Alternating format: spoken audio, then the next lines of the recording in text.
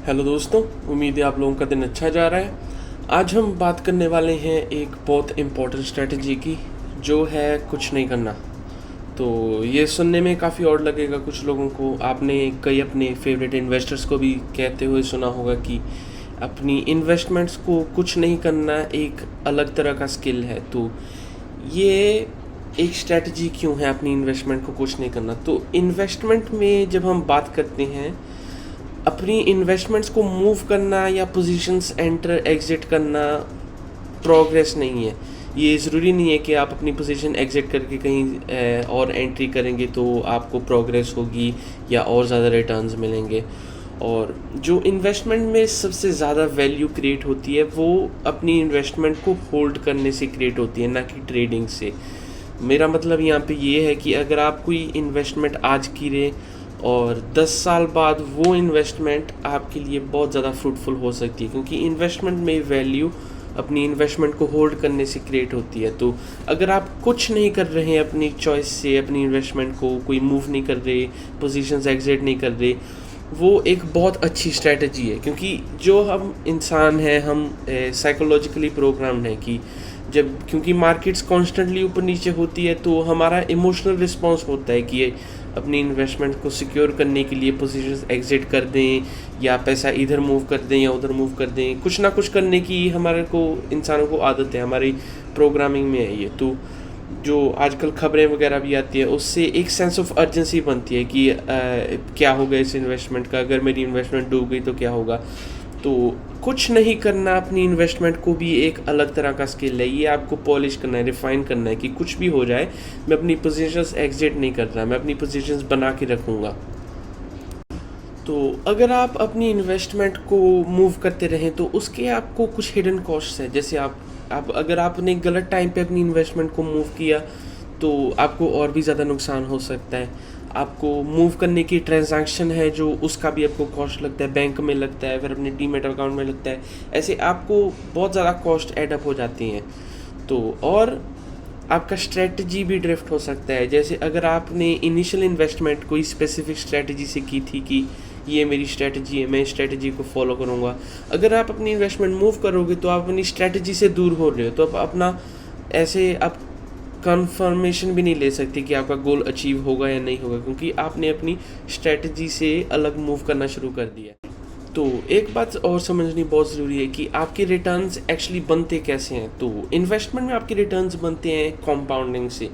तो कंपाउंडिंग का तो आपको पता होगा कि आप जितना समय अपने इन्वेस्टमेंट को दे सकें उतने ही ज़्यादा रिटर्न्स आपको मिलेंगे। तो दूसरी बात है कि जो मार्केट में बेस्ट दिन आते हैं उनको मिस करेंगे अगर आप, तो आपका पूरा इन्वेस्टमेंट का फेस बदल सकता है। क्योंकि आपने ऑलरेडी सुना होगा कि missing the best days in the market can result in goal failure.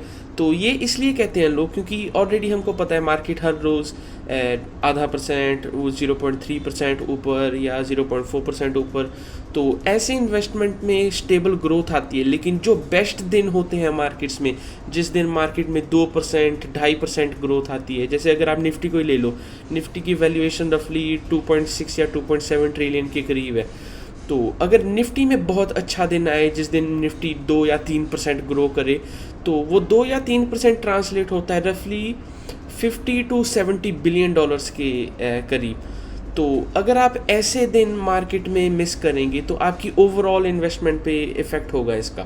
तो आपको मार्केट में ज़्यादा से ज़्यादा रहना है, ताकि ये जो कुछ दिन आते हैं मार्केट में बहुत ज़्यादा अच्छे, इनको कैप्चर करना होता है एक अच्छे इन्वेस्टर ने। तो इसका की पॉइंट है कि आपको इन्वेस्टमेंट की मार्केट में टाइम ज़्यादा गुजारना है, ना कि टाइमिंग ज़रूरी नहीं है, आप कितना समय मार्केट में है वो ज़्यादा ज़रूरी है। तो मैं आपको कुछ एग्जांपल्स दे सकता हूँ कि कुछ नहीं करना कब अच्छा डिसीजन है।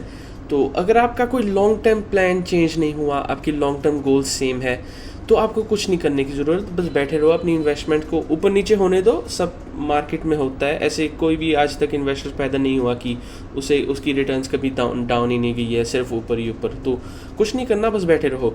और दूसरा है कि जब मार्केट मूव्स वर एक्सपेक्टेड, कभी कभी हम बता सकते हैं कि अब मार्केट नीचे जाने वाली है, तो ऐसे कुछ नहीं, डरने की ज़रूरत नहीं है। आप बस बैठे रहो, जब मार्केट रिकवरी करेगी तो आपको और भी ज़्यादा रिटर्न्स मिलेंगे। और फाइनल बात यह है कि आपको कोई डिसीजन मेकिंग रूल, आपके प्रिंसिपल होने चाहिए। अगर आप इन्वेस्टर हैं, हर इन्वेस्टर के अलग प्रिंसिपल है, अलग डिसीजन है। आपको खुद को पता होना चाहिए कि हाँ, मैं इस कंपनी की पिछले 3 साल की फाइनेंशियल रिपोर्ट्स देख के कोई डिसीजन लूँगा। तो आपको खुद पता होना चाहिए कि आप कौन सी चीज़ पे रिएक्शन दे रहे हैं। आपको इमोशनल रिएक्शन नहीं देने। बस इन्वेस्टर का सबसे ज़्यादा मुश्किल काम मार्केट में चुपचाप बैठना और इमोशनल रिएक्शन ना देना, यही 2 सबसे ज़्यादा मुश्किल चीज़ें हैं कोई भी इन्वेस्टर के लिए। तो आपको कुछ नहीं करना अगर आपका रिएक्शन इमोशनल है।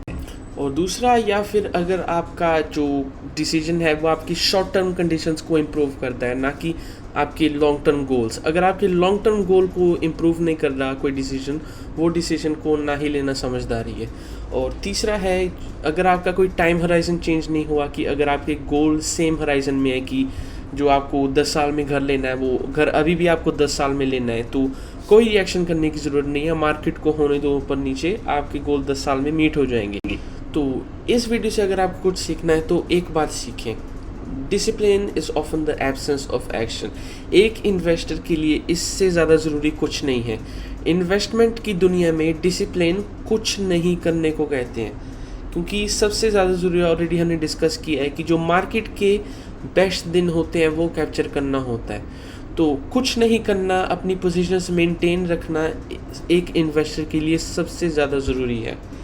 तो होपफुली इस वीडियो से आप लोगों को कुछ सीखने के लिए मिला, और अगर आपको कुछ सीखने के लिए मिला तो सब्सक्राइब ज़रूर करना, उससे थोड़ी सी मेरी भी हेल्प हो जाती है guys. Thank you very much.